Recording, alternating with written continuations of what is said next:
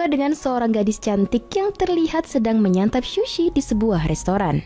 Gadis ini bernama Yeon Jung In. Ia merupakan warga asli Korea yang saat ini merantau ke Jepang untuk belajar memasak. Belum sempat menikmati sushinya, terjadilah sebuah gempa yang membuat orang-orang panik dan berhamburan keluar.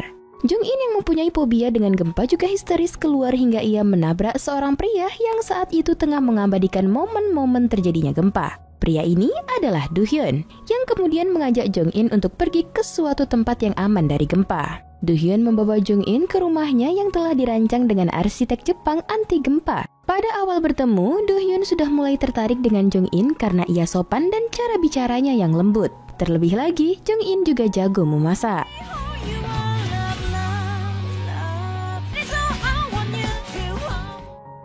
7 tahun kemudian, ternyata paras dan kelihayan Jung In berhasil memikat hati Do Hyun sehingga mereka memutuskan untuk menikah.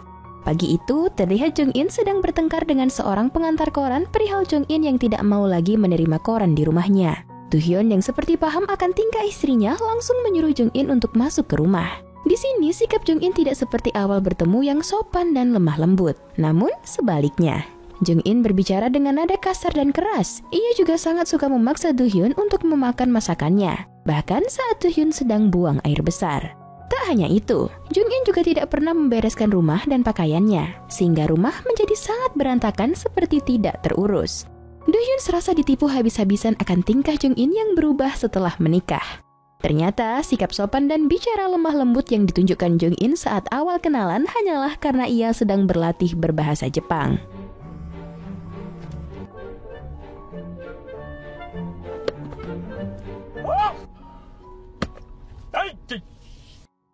Scene berpindah. Do Hyun dan rekan-rekan kerjanya yang lain sedang mengadakan rapat dengan Direktur Na. Bagi yang berminat untuk menjadi tim pengawas tersebut, maka ia akan menetap di Provinsi Gangwon selama 1-2 tahun. Secara bersamaan, Do Hyun dan rekannya Kwang Sik mengajukan diri untuk proyek tersebut.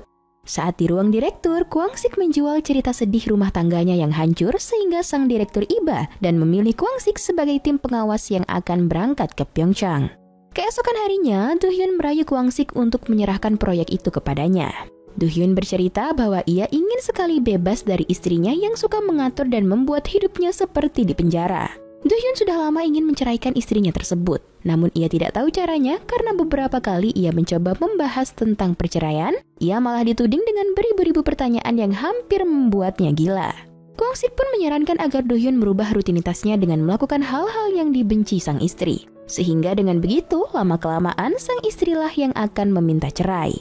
Malam hari sepulangnya dari bekerja, Do Hyun langsung melakukan seperti yang disarankan Kwang Sik. Namun gagal, ia malah dituding dengan makanan buatan Jung In yang membuatnya tak bisa menolak. Karena Do Hyun adalah suami-suami takut istri. Scene berlanjut, kini tibalah waktu keberangkatan Direktur Na dan Kwang Sik ke tempat proyek stadion tersebut. Di detik-detik terakhir ini, Do Hyun masih memohon agar Kwang Sik mundur dari proyek tersebut. Tak kuasa melihat keadaan Do Hyun yang semakin memburuk akibat ulah si istri, Kwang Sik pun mengalah dan memberikan proyek tersebut kepada Do Hyun.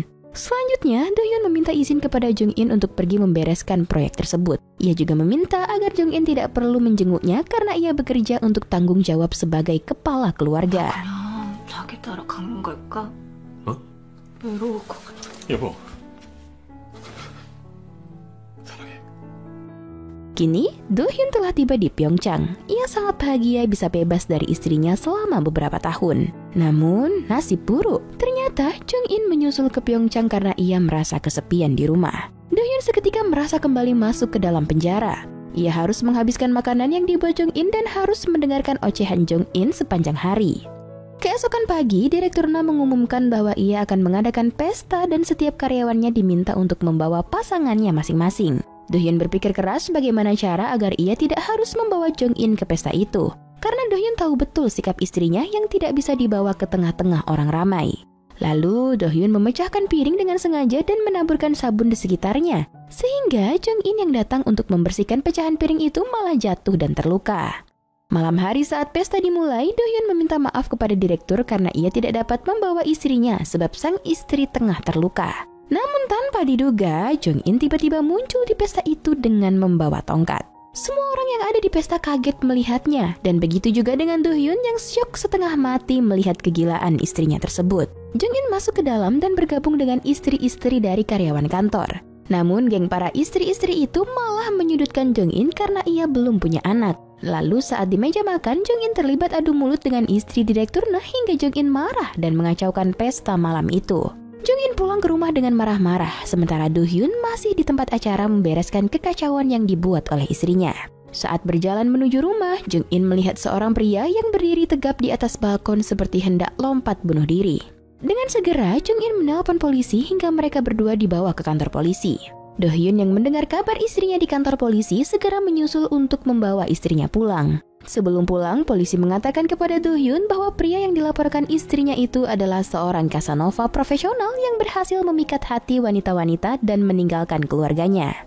Saat tengah malam, Do Hyun diam-diam keluar dari rumah dan menemui Casanova itu yang bernama Sung Ki. Do Hyun meminta Sung Ki merayu Jung In sampai Jung In meninggalkan Do Hyun. Ia mengatakan bahwa sudah putus asa dengan kehidupan rumah tangganya yang seperti penjara dan memilih istri yang bagaikan benalu. Awalnya, Sung Ki menolak untuk membantu, hingga Do Hyun mengancam akan bunuh diri. Dan akhirnya, Sung Ki pun menerima tawaran tersebut.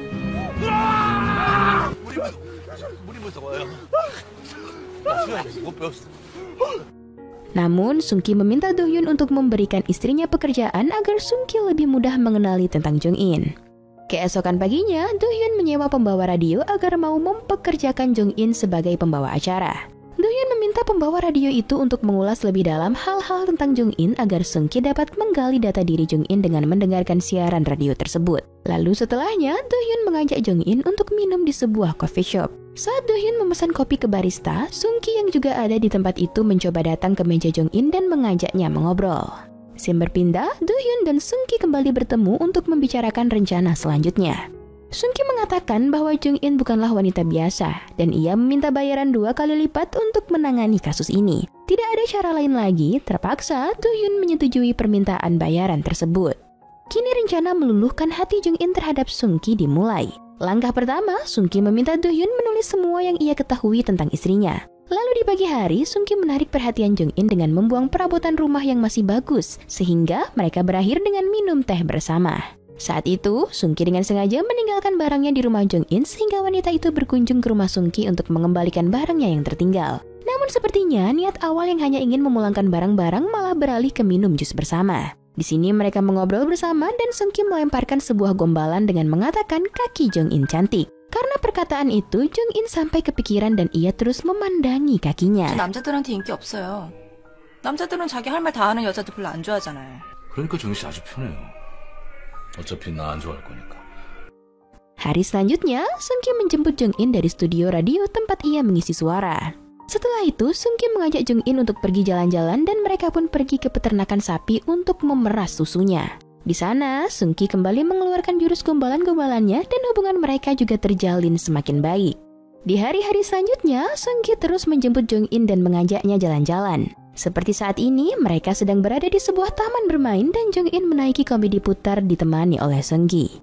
Malam harinya, Jung In terlihat sangat bahagia. Do Hyun keheranan dengan sikap istrinya tersebut yang berubah 180 derajat. Tapi Jung In malah berdalih bahwa ia berubah karena menyukai pekerjaannya kini sebagai pengisi suara di radio. Keesokan paginya saat makan bersama rekan kerjanya, Jung In diberitahu bahwa mereka akan ke Seoul untuk membawakan acara nasional. Jung In tampak bahagia mendengarnya. Saat selesai makan, Jung In dan Do Hyun terlibat cekcok adu mulut karena Jung In yang terlalu posesif kepada pergaulan Do Hyun. Karenanya, Do Hyun marah sehingga membuat Jung In kesal dan mengatakan perceraian. Setelah itu, Do Hyun bertemu dengan Sung Ki. Mereka merayakan kemenangan atas Jung In yang akhirnya menyatakan perceraian. Namun Sung Ki berpendapat bahwa itu hanya sementara karena sebentar lagi Jung In akan meminta maaf dan kembali ke rumah. Kini Do Hyun sangat bahagia karena ia bebas dan tinggal sendiri di rumahnya. Sementara Jung In saat ini terlihat tengah melakukan liputan di Seoul.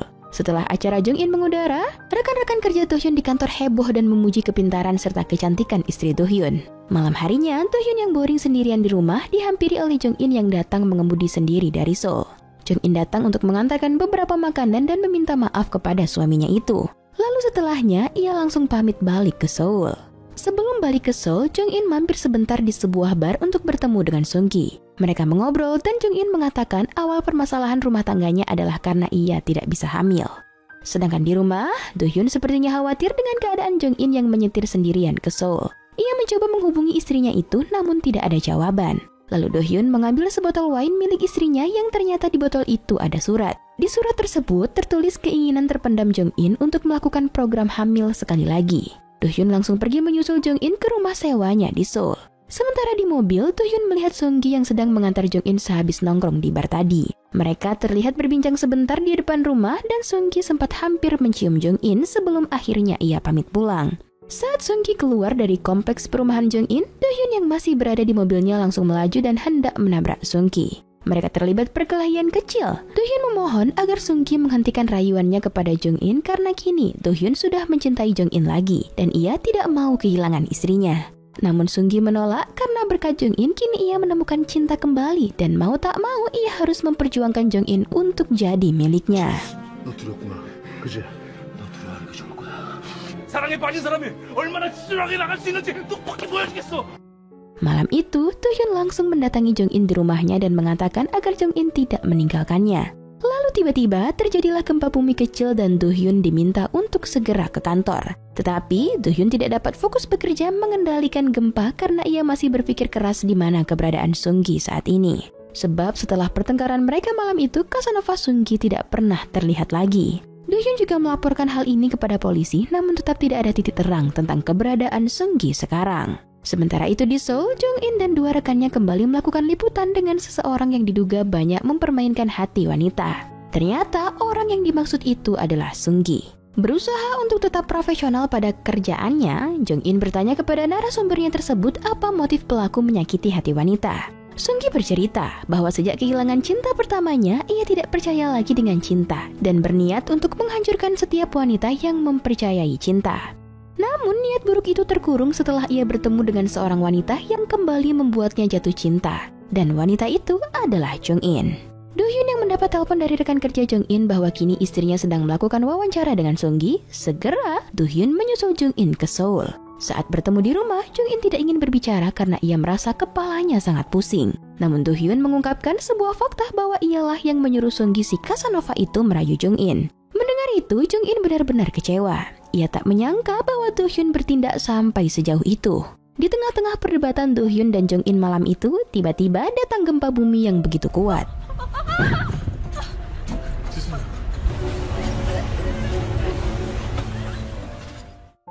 Keesokan paginya, Do-hyun sibuk di kantornya karena mengurus tentang bencana gempa bumi yang tadi malam melanda. Sementara Jong-in melakukan siaran radionya seperti biasa. Namun kali ini Jong-in mengatakan tentang seorang pengecut yang rela membayar seseorang untuk merayu istrinya agar ia mendapatkan alasan untuk menceraikan istrinya. Terakhir Jong-in mengatakan di radionya bahwa ia akan bercerai. Semua orang yang mendengarkan radio Jong-in pagi itu dibuat kaget dengan pengakuan Jong-in tersebut, termasuk dengan suaminya Do-hyun yang langsung bergegas mencari istrinya dan melaporkan tentang kehilangan kepada polisi. Sementara Jong-in kini berdiam diri meratapi nasibnya di laut. Tiba-tiba ada sebuah shell yang terbang menghampirinya. Ternyata shell itu adalah milik Sung-gi yang saat itu tengah berjalan ke tengah laut. Sontak, Jong-in langsung mengejar dan berusaha menyelamatkan Sung-gi yang ingin bunuh diri. Untung saja Sung-gi berhasil diselamatkan dan kini ia bersama Jong-in berada di mobil polisi untuk dibawa ke kantor. Setibanya di kantor polisi, ternyata di sana juga ada Do-hyun yang sedang mencari keberadaan Jong-in. Ia langsung saja meminta maaf kepada Jong-in dan mengatakan tidak ingin bercerai. Tetapi Jong-in yang sudah terlanjur kecewa tetap pada keputusan pertamanya, yaitu bercerai dari Do-hyun. Kini tibalah persidangan perceraian antara Jong-in dan Do-hyun. Mereka terlihat duduk bersama menunggu gilirannya. Di sini terlihat Jong-in sudah lebih baik dari sebelumnya, dan Do-hyun juga sepertinya sudah ikhlas menerima keputusan yang dibuat Jong-in. Mereka mengobrol tentang awal kali bertemu, dan asisten hakim menginfokan bahwa persidangan istirahat dan akan dimulai setelah makan siang. Do-hyun mengajak Jong-in untuk makan siang bersama. Mungkin ini adalah makan siang terakhir mereka sebagai pasangan suami istri. Saat di restoran, Do-hyun menunjukkan perhatian kecil kepada Jong-in. Dan scene pertama mereka bertemu saat gempa itu terulang kembali. Mereka berdua tersenyum malu mengenang kenangan itu. Di akhir film, terlihat asisten hakim yang memanggil nama Do-hyun dan Jong-in untuk melakukan persidangan perceraian. Namun mereka tidak kembali ke persidangan itu. Dan dapat dipastikan bahwa mereka tidak jadi bercerai. Yap, dengan begitu film pun tamat. Baby, you were in an alcohol, yeah, yeah. My Wife adalah film dari Korea Selatan yang disutradarai oleh Min Kyu-dong. Film ini dirilis pada 17 Mei 2012 dengan dibintangi oleh Lee Sun Kyung, Im Soo Jung, dan Ryu Seung Ryong. Berkisah tentang seorang pria yang menyewa Casanova terkenal untuk merayu istrinya karena ia bosan dan muak dengan sikap istrinya yang jauh berbeda dengan awal bertemu. Namun pada akhirnya, mereka kembali bersama berkat cinta sejati yang tak akan terpisahkan. Dari pengambilan gambar film ini sudah cukup bagus, namun dari segi ceritanya yang begitu rumit dan membosankan dengan durasi film yang terbilang panjang selama 2 jam lebih. Namun, buat kalian yang sedang dilanda kegalauan dengan pasangan atau meragukan kesetiaan pasangan, film ini sangat pas untuk dijadikan referensi dan masuk ke dalam list tontonan kalian. Masuk pada penilaian, Biro Perfilman UBR Media memberi rating film All About My Wife 7,1. Like dan share ke teman-teman tersayangmu agar mereka juga ikutan nonton film keren ini. Dan jangan lupa subscribe channel UBR Enthusiast. Kamsahamnida, bye-bye!